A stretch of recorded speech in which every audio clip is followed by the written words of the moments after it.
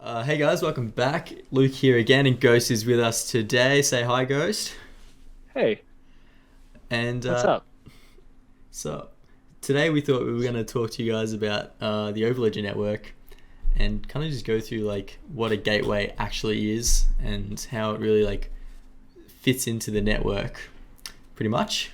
hmm So you guys will probably know a few weeks back at Cybos they introduced the Overledger Network.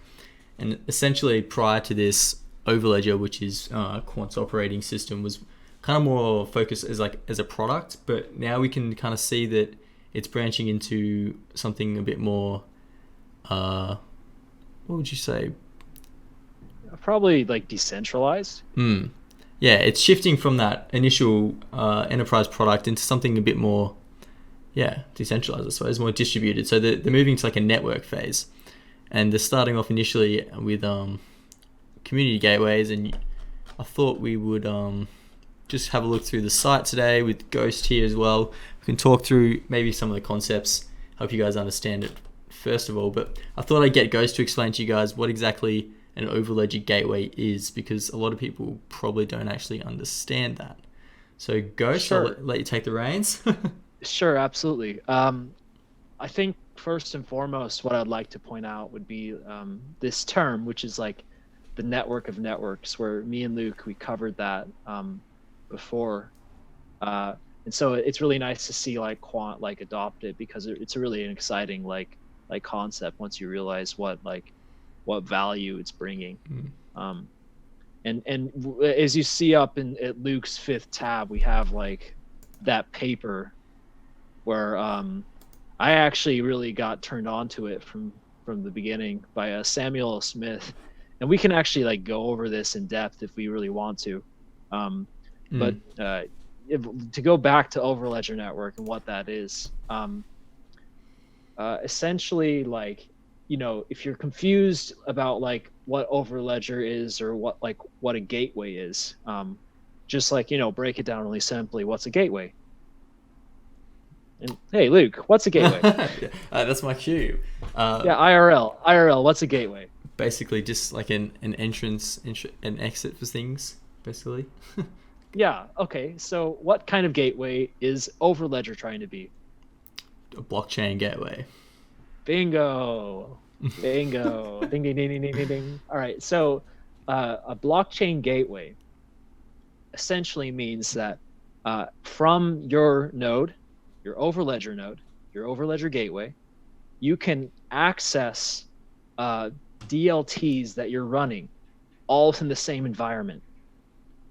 It creates this borderless ultimate access point into like the whole dimension, if you could say, of DLT. It's like this empty space that's just filled with all these different DLT messages that you can use with one another, interoperate with one another with ease, because Overledger does all the hard work of filtering and ordering the underlying chains, or DAGs, or Mm. legacy infrastructure, or so on and so forth. And so like and again, this is where the term network of networks comes in, is because the uh, like each you know iteration of these networks can all come together in one place. And so yeah, like there's a lot of things you can build with this type of infrastructure. So So let's break down exactly like how the gateways currently work, and I'm just going to say what I think it is, and you can just correct me and see if we get the grasp of it. Maybe others can relate. So basically, right now, the gateways are mainly focused on the enterprise side, right? And that basically means that let's use SIA for an example. They would host their own local gateway running Overledger's code, right? Am I on the right track? yes. Yes. And that gateway would have access to the internal DLTs they're using, like the private Ethereum, their private Corda network, right? So CNET originally was a Ethereum, or was it? Yeah, I think they started with Ethereum Hmm. actually. And but then they wanted to experiment with Corda and Hyperledger, and Right. so I think they felt that like Overledger would be the best way to integrate all of this. So yeah, they're running private Ethereum, Corda, and Hyperledger. Right. And On so the back that's end. so that's like locally they run their own gateway. And so basically where we come in as community is because if these enterprises want to use a public blockchain, they have to connect to public nodes, right? On the right track? Yes. Yeah. And so that's where these public gateways that we talk about come in. We host basically the gateway, you know, the entrance to the permissionless blockchains, sorry, that these enterprises can connect to. And obviously you get facilitating transactions. You get rewarded in it. So I think that covers basically what a gateway is really. It's basically just what makes the Overledger code connect to your networks, really, I suppose. Absolutely. I mean, and so in this diagram you see here, the barrier right there, that denotes the public-private transference of whatever it is, like data, value. Yeah. Well, I guess that's the two main things, like messaging, data, and value, like tokens, coins, assets. And so you see like the Quant Universal Utility Token, UUT, QNT UUT, like that's what can pass on the pathways between those two, the public gateways on the right and the private gateway on the left. And really, because it's Overledger, it's all the same thing to Overledger. But you know, like businesses need that firewall in order to be assured that like none of any of their secrets, frankly, will leak out into the public without them like saying so. Right. That's and it. so. Sorry, you go.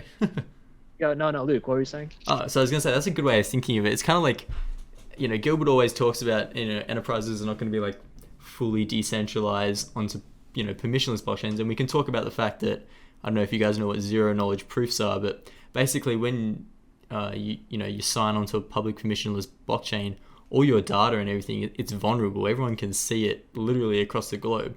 And so if you want to using this for, you know, CNET as an example, I mean, that's probably some pretty sensitive shit that you don't want on permissionless blockchains. So I think what Overledger does, and this is where it's so flippin' genius to me, is it allows you just like almost like a flick of a switch to be able to process what you want on a public blockchain to go there like seamlessly, sort of thing, without having to worry about integration costs and like forking everything. It's just like, oh yeah, we want this specific portion of our application or system to go permissionless.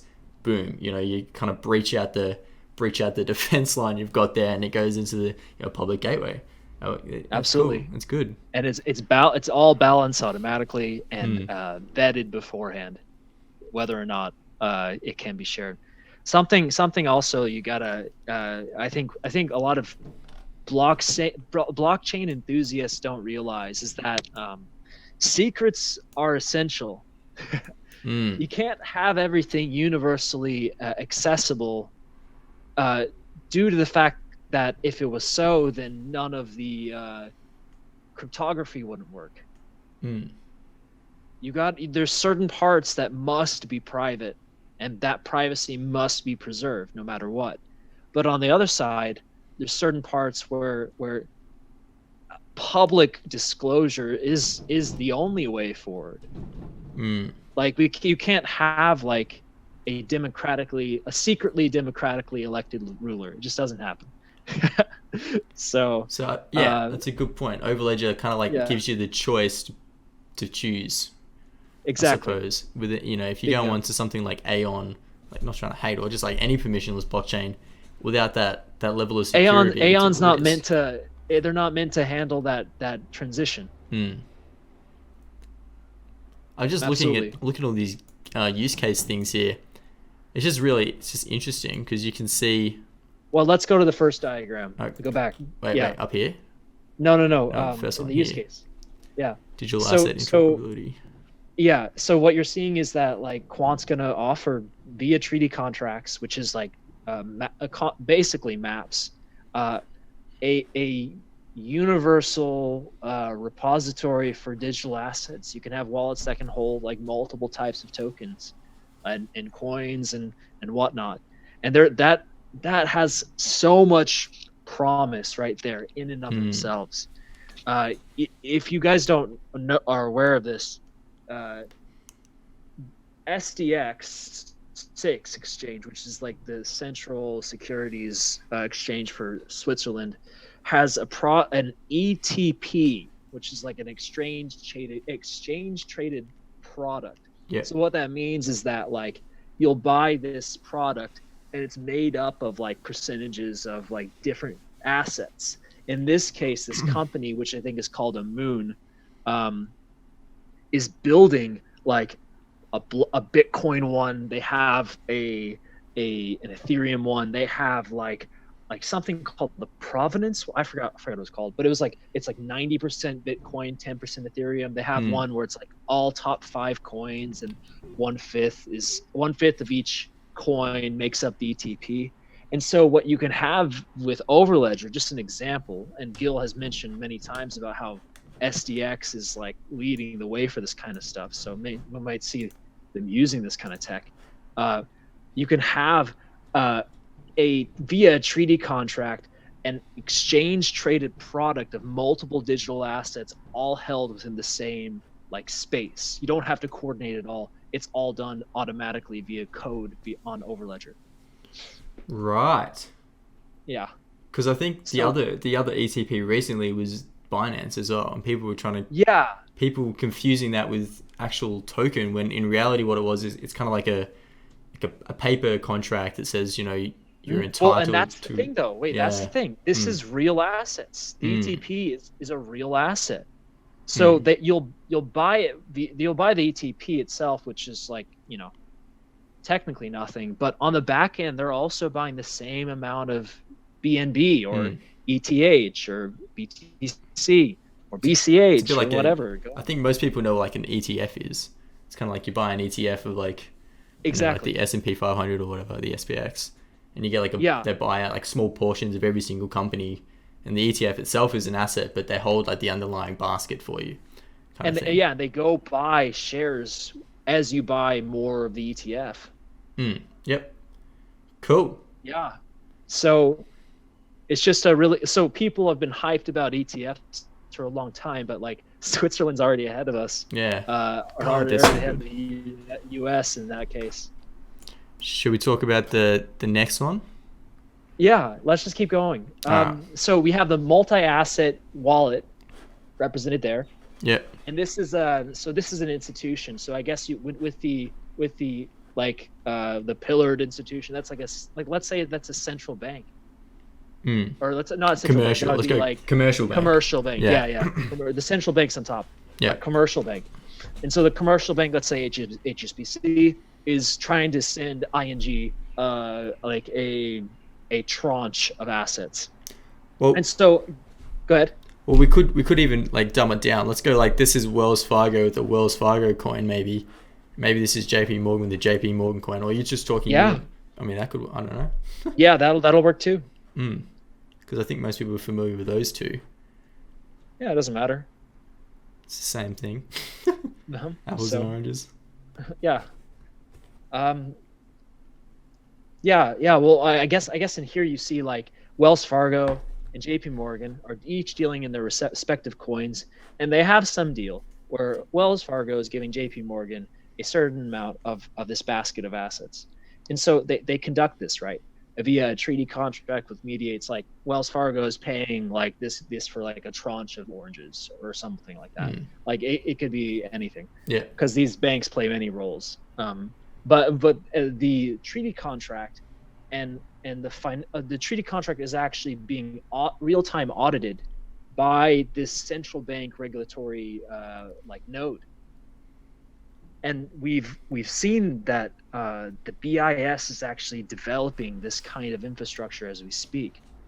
What they call it is regulatory automata, and this would effectively be unique to every jurisdiction. But what they would be doing is that these banks, because they're essential infrastructure, would have to make would have to make sure that their activities are legitimate and they can do so in real time.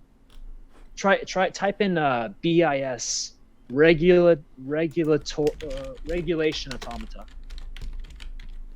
Yeah. Alright. But no supernode. Get rid of supernode. Yes, I'm thinking that. I think it's. What am I thinking? That Boston one, maybe. Yeah, the Boston one. Yeah, and Raphael, he's the guy. Is this the one? And hey, Gilbert Verdian, look. Third He's just pumping it out. He's got the regulation automata. I'm telling you, guys, this is real.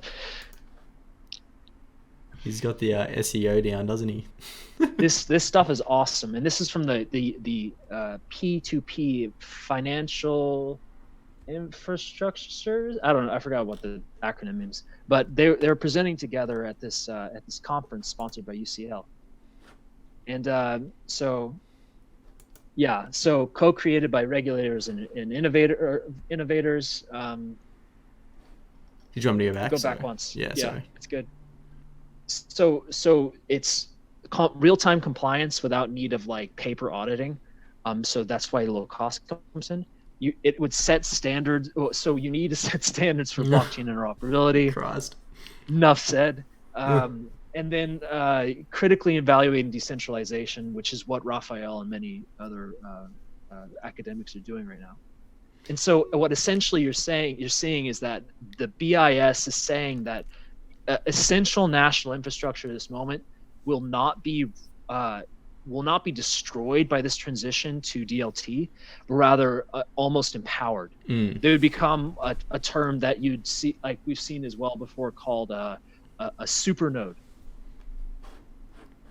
A supernode, or super, like a super network, I think. What was it? Supernode sounds familiar. Either one, but yeah. So we can get into this later. Let's get back to like. I'm on the time, so we should. Damn, yeah, this is gonna. Let's go to the next one. Okay. All right. Yeah, this is just showing the transition from private to public. Yeah. Yeah. So again, let's talk about this. Like, so for example, this could be JP Morgan again, and they've got, Wells Fargo could be built on a private, Wells Fargo Quarter platform, which I think it is. Can't remember, maybe. And maybe JP Morgan's built on Quorum or a private Ethereum, and they've got their own private gateway. But again, and then on the right we have Farmer Hendrick, who needs to, he needs to pay for his herd of cattle, and so he's getting a loan from JP Morgan in order to achieve such a thing, and so that'll be mediated by this treaty contract. Right. And then that's when we get the public gateway again, because we're reaching out to permissionless blockchain or something like that. And obviously, Farmer Hendrick is balling here, so because he's running a gateway. I mean, sheesh. I mean, seriously. He's got 2 coins on his side. Farmer Hendrick, man, I want to join his node. This one's a good one too. I like this one. Yeah, this is good. So this is Go ahead. So this could be a good example here. I don't know, maybe you've got a better one. We've got like WeTrade built on Fabric. So if you guys think, Hyperledger Fabric, and then you've got Marco Polo built on Quarter. Those two can't interoperate, which doesn't really make sense to me. You're building a trade consortium to remove silos and make it seamless and fluid.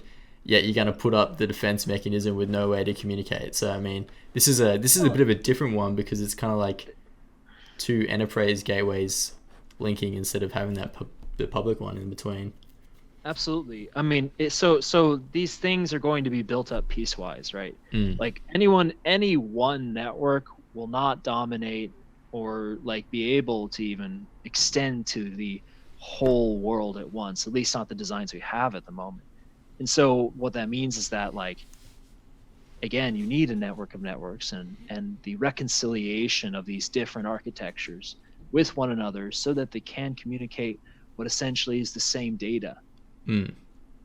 And so Quant is, by and large, the arbiter of integrity of data, especially within the blockchain space.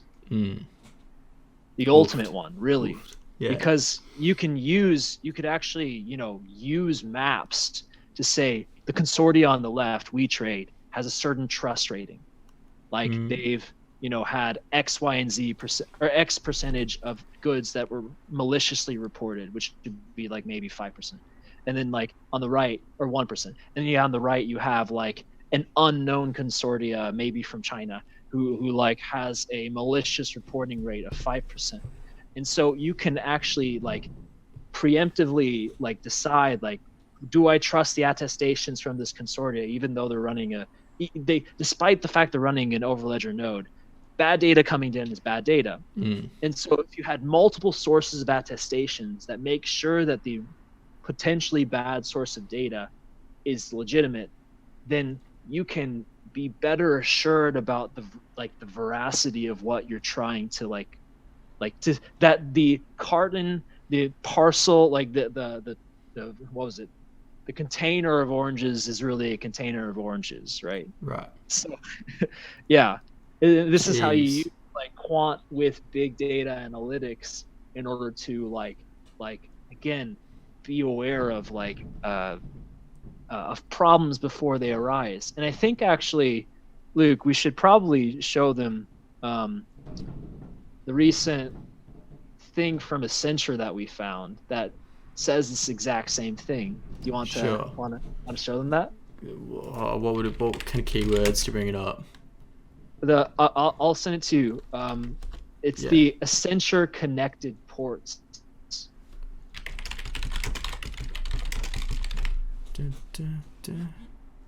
SIPG.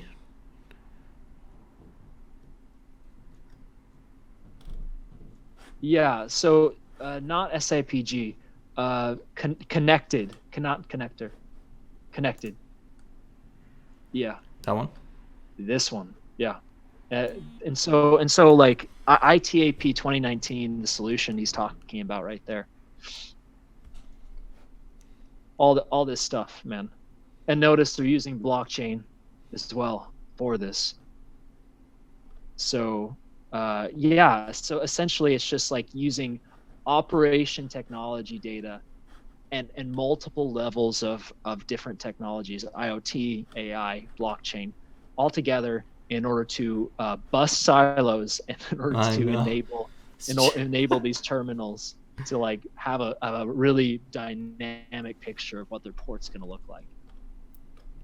It really is just like people just don't understand. Like, man, it really is just re-architecting not even like the financial system, but like pretty much just everything within just everything money touches, man.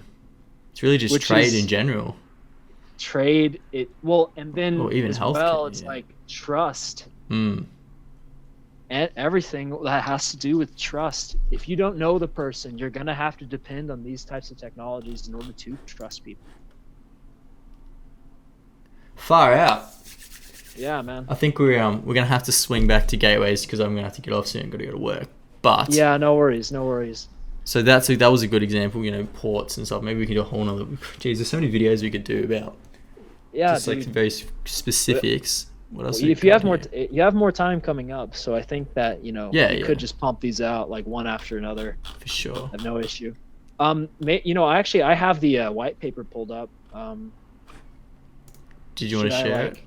Yeah, should I share it? Oh, I can probably just pull up. Yeah, I think you can just get it. Well, no, you want the Overledger Network white paper. Oh, I already had it, man. I was prepared. I was prepared. Good. All right. What do you want to talk about? Well, the first part's really just like a shill. We kind of know what Overledger does, really. Come on, man. It's just explain it. I know, but I think people know what. I guess we could talk about it. We do, but most people, my mom's not going to know what this is. True. Okay. She has a technical bone in her body. She wants to go find this out. Let's go down a page. Okay. All right. So we have community hosted gateways. All right. So when you see this multi-tiered ecosystem right here, you have the operating system, which is Overledger as it is itself. That's what Overledger was before, like That's what the patent is about. Mm. Then you have the transaction services layer. So that's the viewpoint of the specific transactions that are occurring on each blockchain. Financial services, so great, like richer context for those transactions, like what specific transaction is this mediating? Is it like an option contract? Is it like fulfilling a delivery? That kind of stuff. The channels layer is like layer 2 solutions. So Lightning Network. There's another network that I really like called PISA, which is like leaning tower, like towers that can oversee peer-to-peer and provide like a smart contract mediated like arbiter of truth between two people. That's like right. Building trustable state channels. And then the digital asset ecosystem, which is the overall picture of like where each asset is living and like what they are and like how healthy they are, I guess. But there's a whole okay. So let's keep going then. So basically, we've kind of touched on the difference between an enterprise gateway and a public community gateway. It's really just the blockchains they serve, because of course, like me, Farmer Luke can't obviously run a node for Sia's internal, private network. So you can't run an internal private enterprise gateway, but you can run the ones that are public permissionless, obviously, and that's what these ones are. So you've got, what do we got? We've got tier 1, 3 or more. So I think we can touch on this a little bit. We're going to be talking about like weighting of gateways, as in how a gateway with more connections is obviously going to be more valuable because you'll be able to access it for different things. But also, you and I have talked about perhaps in the future, if Gilbert's watching this, you have like what did you call it?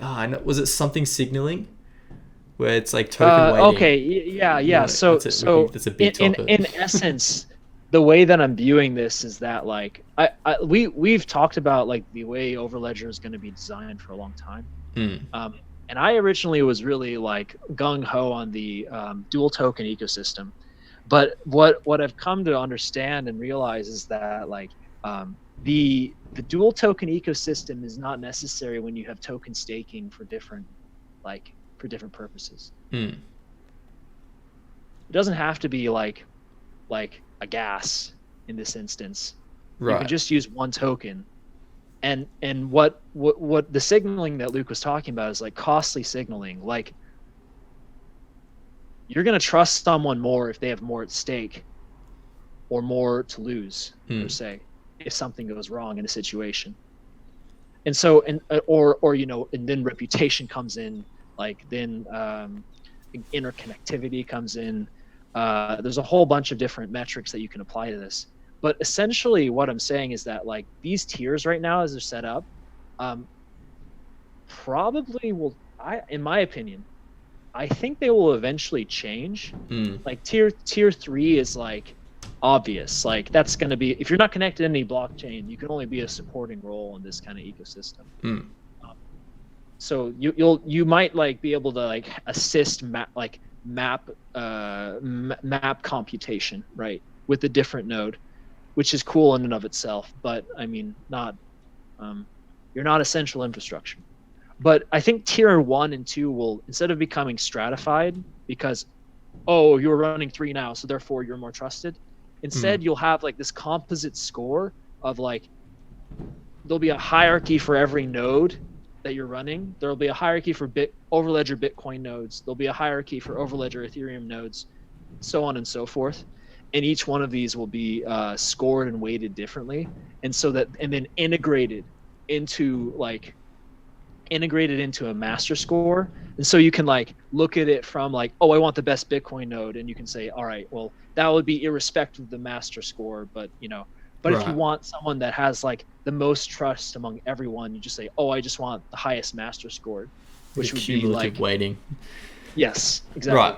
So basically, like, how would you? I mean, what are some? I will probably got to wrap this up within like 5 minutes, but that sucks. I know. Let's talk about some weighting here, because every blockchain, every Bitcoin node, in my understanding, runs the same. It's literal factors, things like reliability, What else are some things that would make it a single node more attractive? I mean, I think reliability is probably the biggest one. Reliability is one. Connectivity.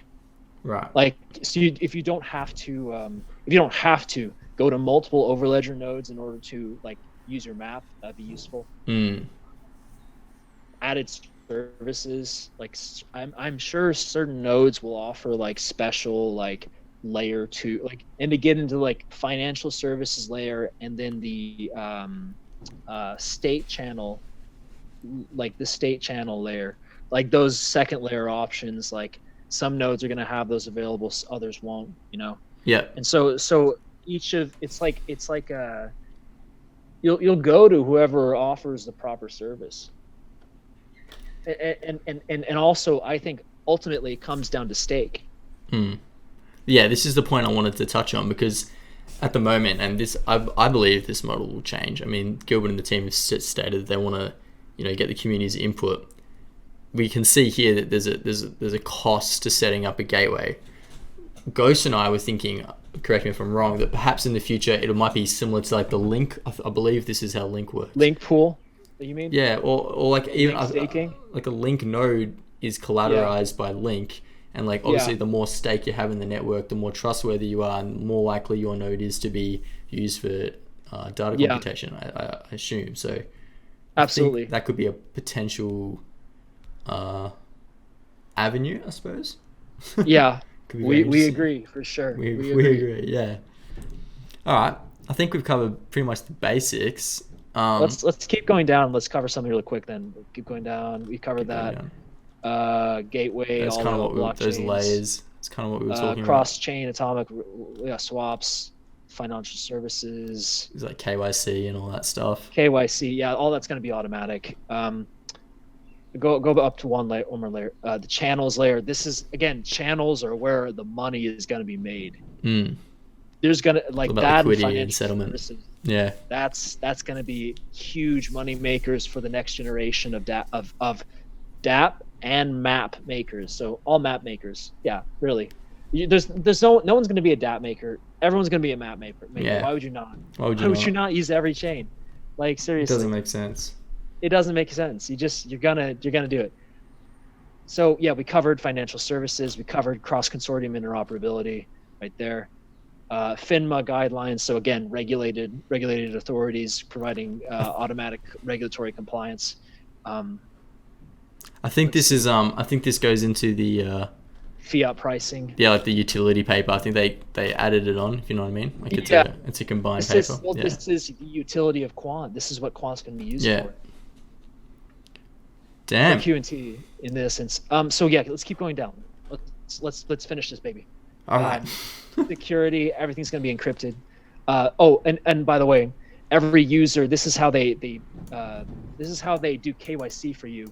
Everyone's going to have a map ID and a BPI key, and that's going to be unique to you. Your map ID, so every map has a different ID, and the BPI key is every gateway. And so if you're using a map through a gateway that has a unique identifier, and then your identifier is your Q&T that you're putting up as collateral in order to use the network, the minimal amount that Gilbert was talking about.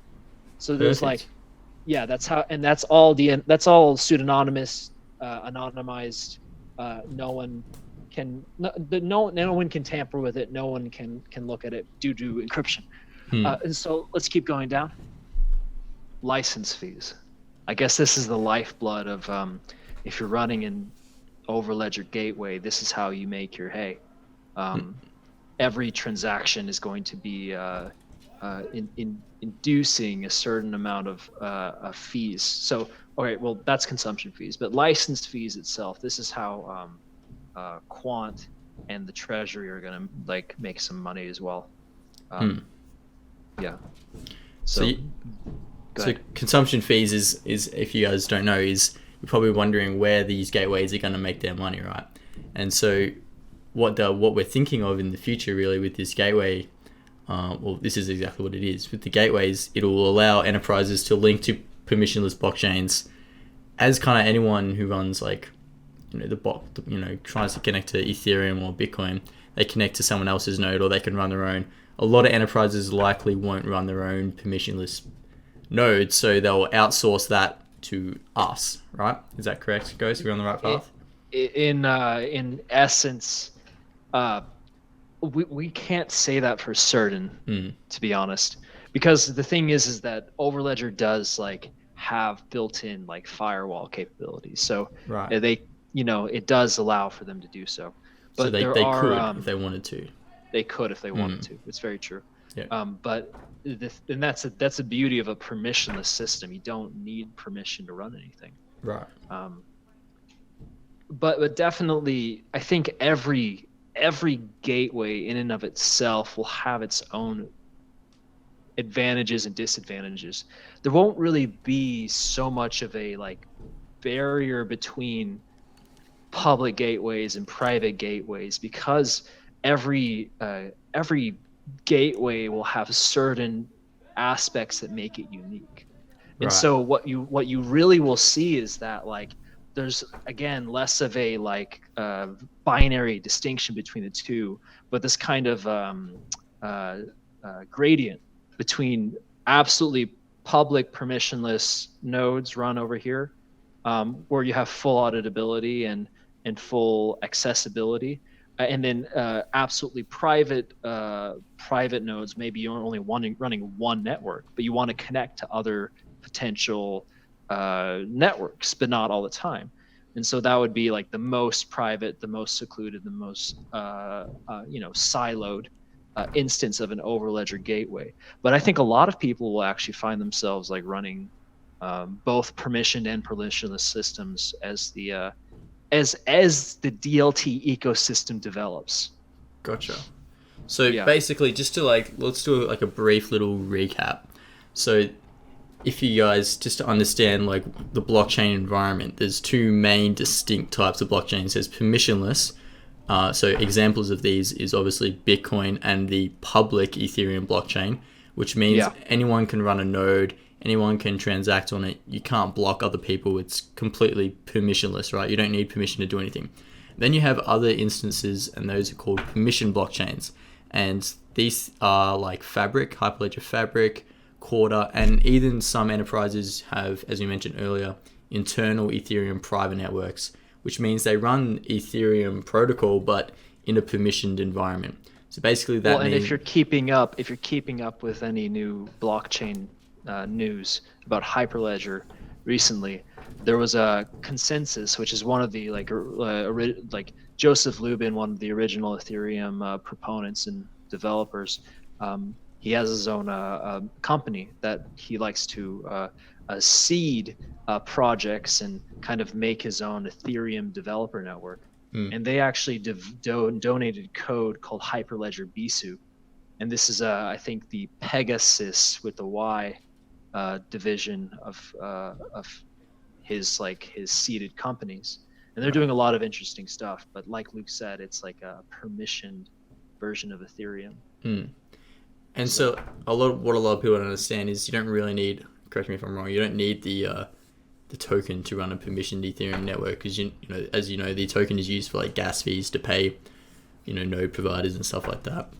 But as it stands right now, that's how it works. So to tie that all in, we won't necessarily. It was funny, guys, and I were just chatting earlier.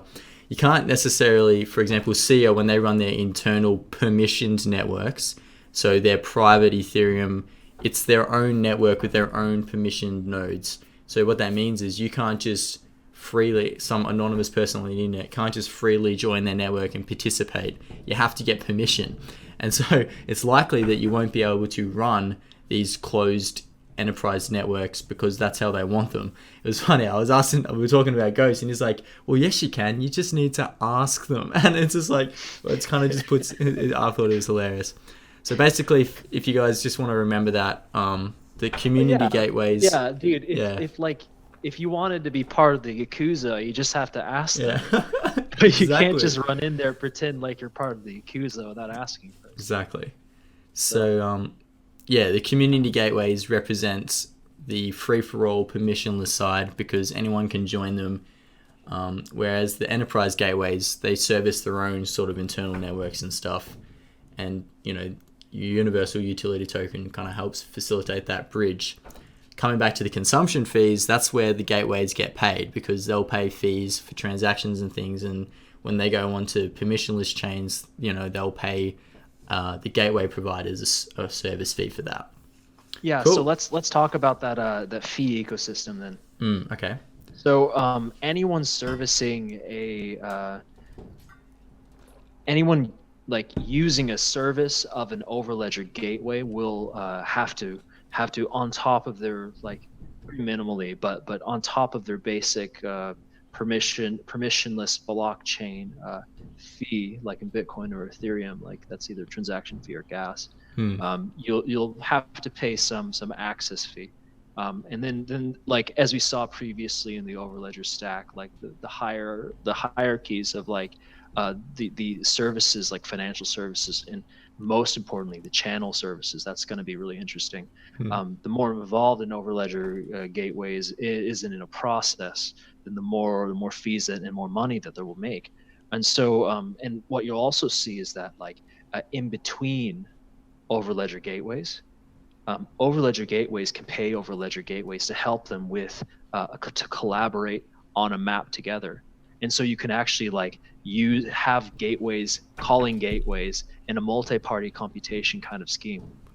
Right. Like, yeah, exactly. So it's like, if you don't trust one gateway to execute what you're doing, that gateway can say, yeah, okay, sure, and then like, let me just get my buddies. If you guys, you can trust them as well as me, and so you can distribute and like kind of spread out the amount of exposure you have to different gateways.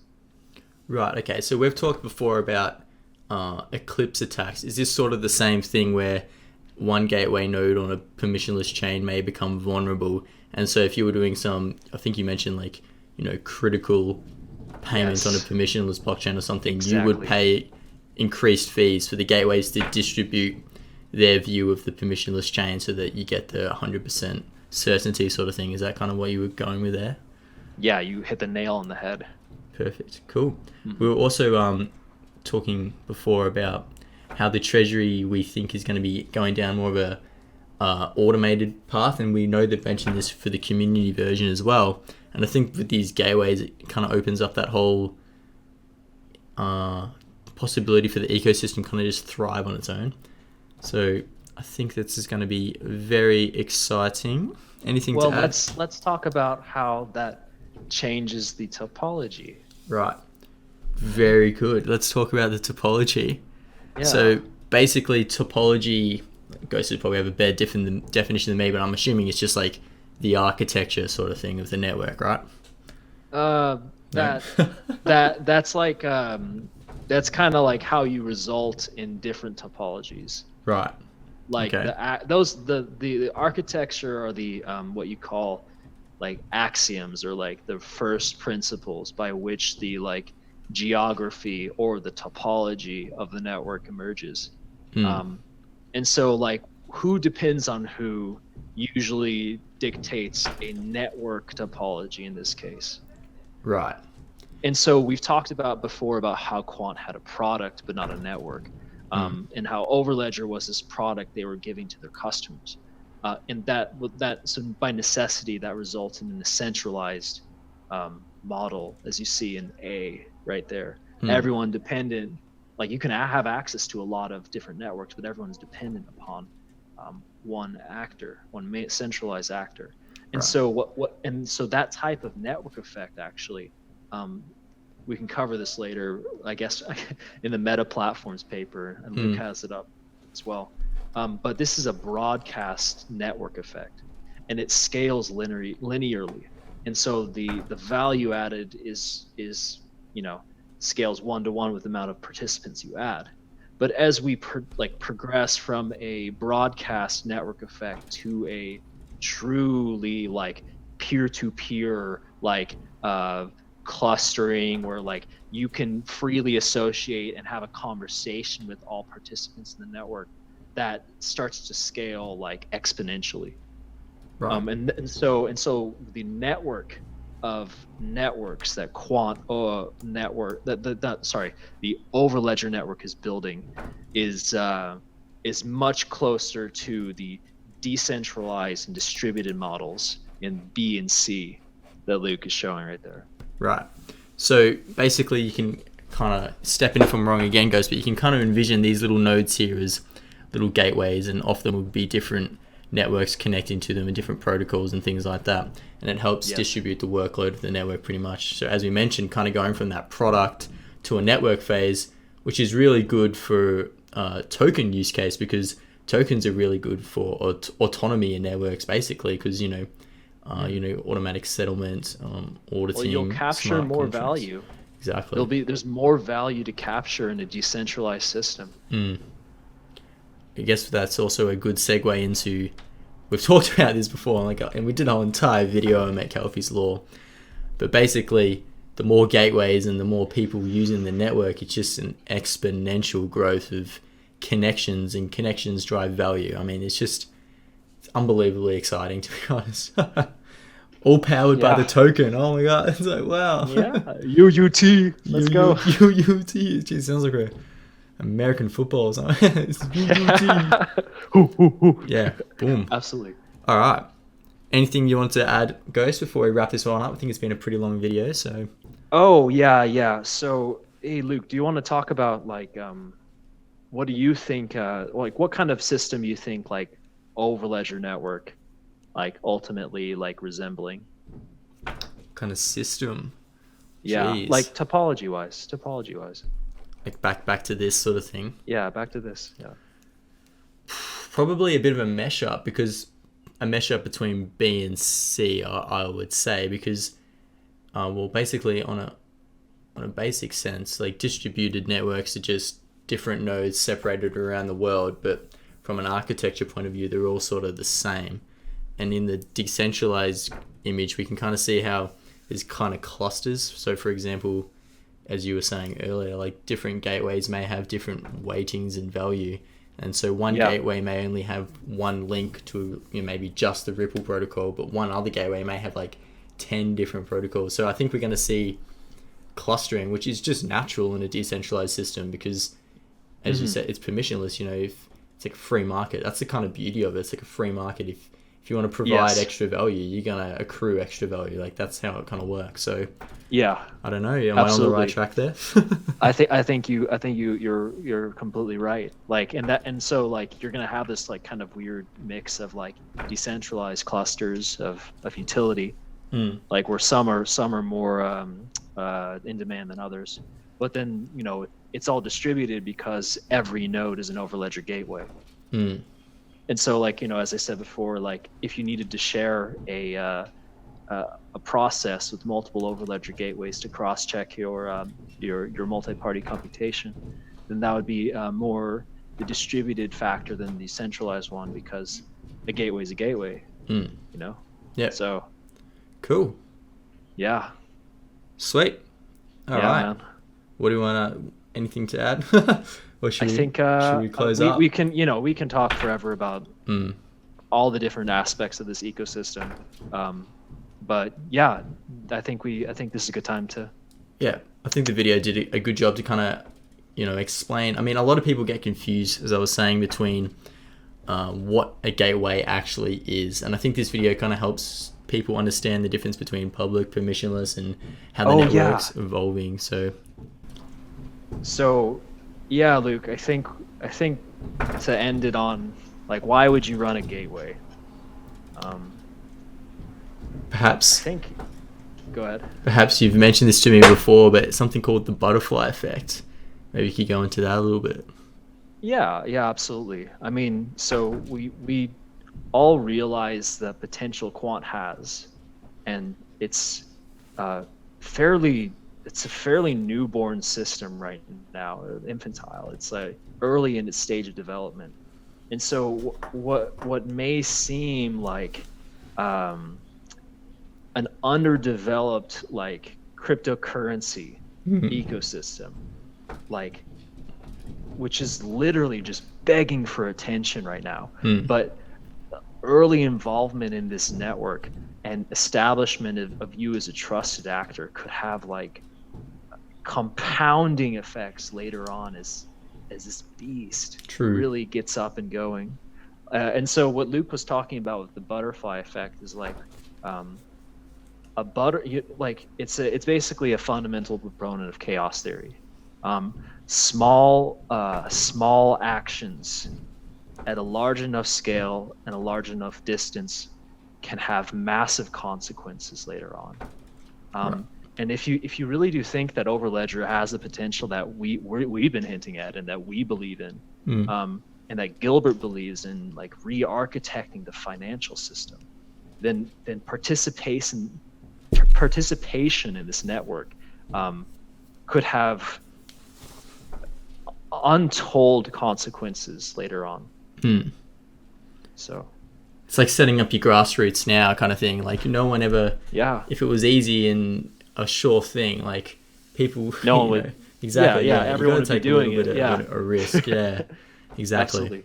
I think it's also interesting how you talked about like re-architecting the entire financial system, and I think a lot of people focus on that specific fintech scene with Quant, but I don't want to ramble on here for too long. But it's just I will say that like we're re-architecting the financial system, but in order to explore a whole new world. That's where I was It isn't going. just like pointless. We're not just doing this to rearrange the chairs of the deck of the Titanic.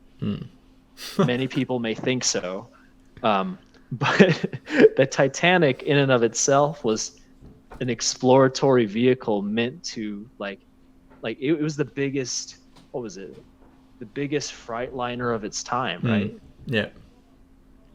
Well, there's a whole new world, this digital ecosystem that's unfolding right before our eyes, and Quant's at the forefront of it. I think that's where I wanted to go as well. I mean, as I said, we talk about like the fintech and banks and stuff, but in a decade or so, we're going to see an ecosystem enriched by DAOs, like what are they called? Decentralized autonomous organizations. You're going to have self-driving cars that are their own taxi companies. And I think can you imagine the endless amount of transactions every day just between DAO taxi companies? I mean, it's just going to be... it's just so many possibilities. Think about how much more value each taxi driver will reap, not only as a employee of Uber, but perhaps as an employee owner of a Uber DAO. Like there's a whole lot more like at stake for that person. They can really like make a deeper livelihood than just day-to-day expenses. But then to get deeper into like the whole new world, like so the Dutch East Indies Trading Company, right? Yeah, I think it was one of the most valuable companies of all time, something, if I'm not wrong. Yeah, straight up. They were one of, like, inflation adjusted, one of the most valued companies of all time. And they came at this like weird confluence of like there were whole new areas of land that needed to be colonized and basically like explored by European empires. And then there was this new way of organizing yourself called a joint stock corporation. And so like who knows what's going to emerge. Just saying. I love it how we just like we're gonna wrap it up, and then like 5 minutes later we're talking about like DAOs. And, like, I'm sorry. No, that's fine. It's good. I love it. I love that. Yeah. All right, guys. Well, we've been holding you guys for a while, but if you've got suggestions for video topics or something, maybe drop us in the comments. Ghost and I absolutely continue to try and do any feedback is welcome. Yeah, exactly. It's good. Gonna try and do specific topics and stuff like that relating to this whole ecosystem ongoingly. But thank you for watching, and hope we helped you guys understand a little bit more about gateways and stuff. And have a good day. Absolutely. Enjoy yourselves. Peace. All right. See you later. Bye.